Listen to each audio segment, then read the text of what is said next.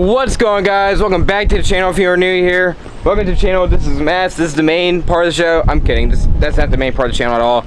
But we do got Matt's, which is my V6. We got Angel, which is my fiance's 2-valve. We got Reaper, which is the main part of the channel, my supercharged GT. But I apologize for missing Thursday's upload to the ones that do follow. I kind of had a bad day recording. I was recording and my SD card kept messing up. I don't know if it's the SD card. So it was messing up with my G7X, the camera that I did vlog on. And then the back screen just fell off and the wires tore, and I'll actually show it to you. I'll show it right now. So yeah, there's no back screen. It's kind of hard to record without a back screen. And for some reason the lens kind of locked up there when it would try to go down. But I just figured it's time to retire this camera, so I went ahead and purchased a brand new, which finally I've been waiting for it to come in stock for so long. A Sony A6400. I can actually put an external microphone, all that stuff. His camera cost me a pretty penny. It was like almost $1,000. It was like $947 on Best Buy, but it was totally worth it. I do miss my G7X, but I gotta get used to this one now, which is a little bit hard to get used to. I can't really see myself anymore because I don't have to flip the screen. But I do have a microphone on it, which has a wind blocker, because as you guys know, up where I live, the wind is horrible and it's always hard to record. But I think now I have a pretty good wind blocker on it, so I should be good. Alrighty guys, let's get back to the main topic of the video. The main topic is, I made a video a little over a year ago. Man, I already recorded all this. This sucks. But I made a video a little over a year ago talking about, is a 99 to 04 Mustang, a new Edge, a good first car for like a 16-year-old, or just for any age, I guess, if you're like getting your first car at the age of 30, which has happened before. I know people have gotten their first car at the age of 30, but is it a good first car? Yes, already answered that in that video. I'll put the card up here in one of these corners. But I did get some comments saying, are these good daily driven cars?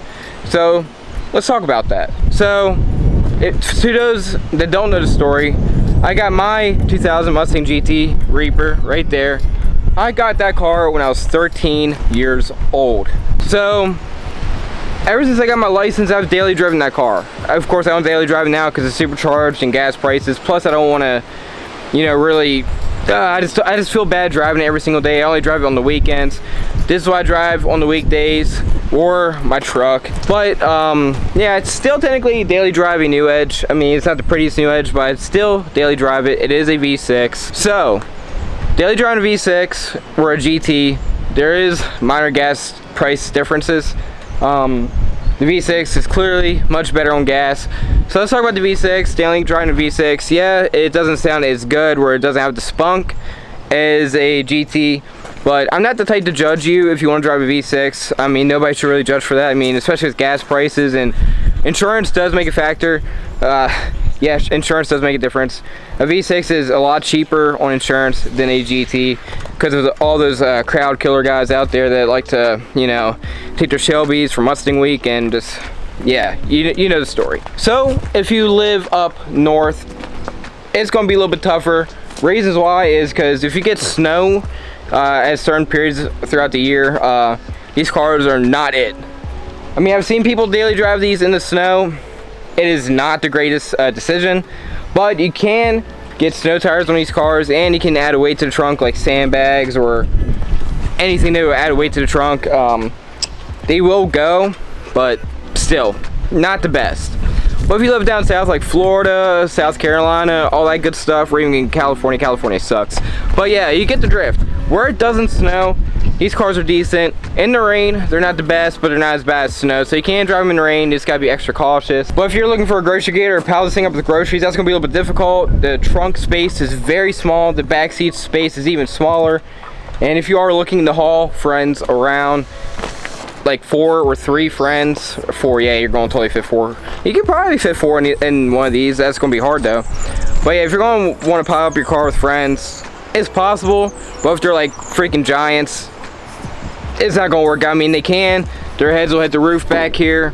But it can work, but I'm just going to tell you, it's not going to be a comfortable ride. Ride qualities on these cars is not terrible, but it's not the best. It's not like a luxury sedan where it's like top notch for like daily driving. It's okay. It's not horrible. It's not the worst thing out there. It's doable. It's not. It's actually pretty decent. I haven't had any problems with it. I've driven other cars like my grandmother's Milan or her Dodge Caliber. They're about the same in my opinion. It's not that bad. But let's move on to the inside of the car. Actually, I'll get inside my fiance's car, which is acting up right now. But we'll get to reliability, talking about reliability in a bit. Okay, the door's locked. Okay, so we're going over to Reaper, my car. Let's look at the inside real quick.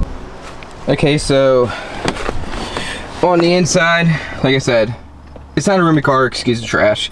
We just had food and McDonald's. But yeah, on the inside is not much room. But the radio absolutely sucks. Well, it doesn't now, it's got a stock radio.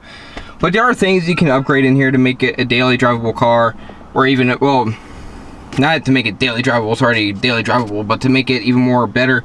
I do recommend a CarPlay radio.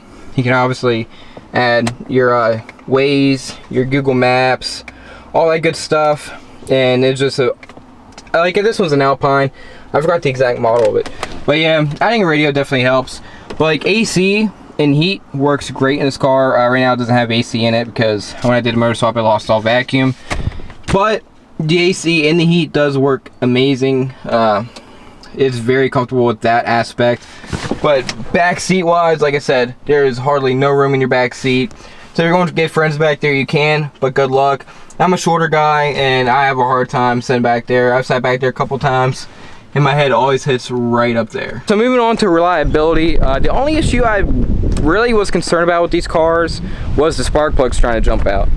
So a couple years ago, with my original motor in Reaper, that is not the original motor. That motor's out of a 2005 Explorer, 4.62 valve, same thing. But the heads are different. They actually fixed that problem because there's only like 3 threads in the original motor where the spark plugs go in, which obviously that's going to be a problem because eventually they're just going to jump out and it's going to strip the threads. It doesn't happen too often, but it happens often enough to where they actually fix the issue, and they actually sell a spark plug repair kit that you can buy on Amazon. It's called a Calvin 5.4/4.6 Triton. It'll work on the car. I used it on my old motor and it worked perfectly. But yeah, that's the only problem that I've had with these cars. The V8s, the GTs are very reliable. I'd say the V6s are a little bit more reliable. I've seen these things last longer and get higher miles on the original motors. This has like 206,000 miles. It's been abused all of its life. I mean, it's seen the rev limiter more than enough times. Not from just me, but from the previous owner.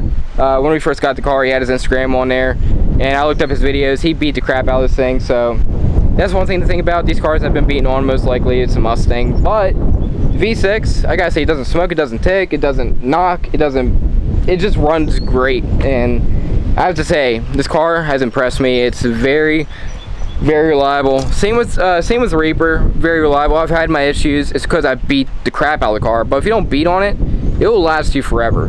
So keep that in mind if you daily drive it. Try not to beat on it too much, because it does. That goes with any car. But I know it's kind of hard to do, but that's just your discretion. Beat on it if you want, but just to let you know, stuff will break eventually. So gas usage, I say Reaper right now, tuned and boosted, gets about 19 to 22 to the gallon. Not terrible. I thought it was gonna be a lot worse, but I think they get a little bit more bone stock. I'm pretty sure they do a little bit better. So don't forget, my car's boosted and it's doing 22 miles per gallon. That's not bad. So compared to a stock Mustang is gonna be better. So it's not like eco car to where it's going to get like 35 miles per gallon, but it's decent and it won't really kill you. Another pro to these cars being a daily driver, they are very good looking cars, and if you get the GT and get like a minor exhaust setup, they can sound good with just a basic muffler delete or with just SLP loudmouths or even Flowmasters. Flowmasters sound amazing on this car. They're just a beautiful sounding car. Honestly, my favorite sounding Mustang, and I think Coyotes are my second favorite. But these are my first favorite sounding cars. Right now, mine's got Borla tax on it with off-road H-pipe and long tubes. Hers has shorty headers, off-road X-pipe, and LCP loudmouth 2s. Both sound absolutely amazing. The V6s, on the other hand, they're okay. Depends on the exhaust setup. True duals, catted or non-catted, but either way, if you're catted or non-catted, Flowmasters, I think 44s are the best exhaust systems you can get for this car. Mine doesn't sound bad. It has a major exhaust leak, but from the back, it has a deep tone to it. For a V6, it doesn't sound bad. The V6s can sound decent. Don't let anybody fool you. As long as you just don't straight pipe it completely, no exhaust, is completely straight pipe, then it will sound a little bit rough. But besides that, if you get the right exhaust setup, it sounds good. So at the end of the discussion, do I recommend driving one of these cars? Absolutely. I enjoyed daily driving mine. It's a fun car. At the time, it wasn't the fastest, but it was still fun. 250 horsepower. It's not a lot of horsepower, but for a daily driving car, it's pretty decent. And if you're a parent watching this, I know you're thinking, oh my god, it's scary to let my kid in a Mustang. Trust me, these Mustangs bone stock are freaking slow. Like literally, that truck right there, my pap's personal truck, will beat a GT bone stock. I'm not even kidding. So if you're a parent, I mean, it's up to you. Like I said, in the winter time, it's not the best thing out there, but like I said, if you're down south, it's a decent daily driver car. But yeah, that's my opinion on it. I would go for it. If you're looking to get one of these cars and daily drive it, I do recommend it. But like I said, it's still not the best thing out there for daily driving, but if you really want a Mustang, it's possible, and it's really fun, and it's a decent daily for sure. But yeah, I don't know what else to say about these cars being daily drivers, but if I missed anything and you want to pull up any good points or bad points, feel free to leave them down in the comments. I like to hear everybody's opinions. And you can help other people that may watch this video too, so please drop a comment. Do you think it's a daily driver? In my opinion, I think it is, but do you think it's a good daily driver? Let me know down in the comments. Alrighty guys, so yeah, got the new camera. I am so happy. This is the camera that I've been wanting for like over a year now, but I just could never really see myself putting money into it, especially when I had a decent camera. So since my G7X died, yeah, I kind of had to. I mean, this is a bittersweet moment. It's kind of sad. This camera's been with me throughout my whole YouTube journey. I did have another camera, but I only used it for like 3 months after I started YouTube, and then I upgraded because I got like over 100 subs in 3 months. Maybe maybe I got more than that. I don't know. My YouTube channel just started getting views quick. I'm like, okay, so my camera that I have now is pretty crappy, so I'm going to take the opportunity and say, hey, things are going well. So I got the G7X. Now I love this camera. I really wish it didn't break right away, but it's been with me for like 2 to 3 years almost. So it got me to almost 5,000 subscribers, and it's been around since around 100. So bittersweet moment. Thank you for getting me where I had to get to today, and this camera right now is going to get us to the top. I can see it. So guys, make sure you like, comment, subscribe. First video with the new camera. Let me know if you notice the quality difference. I think it's going to be a lot better. It can run 4K. It has a better microphone than G7X has, a Rode microphone on it. So yeah, I'm pretty stoked. Alrighty guys, like, comment, subscribe, and I will see you guys later.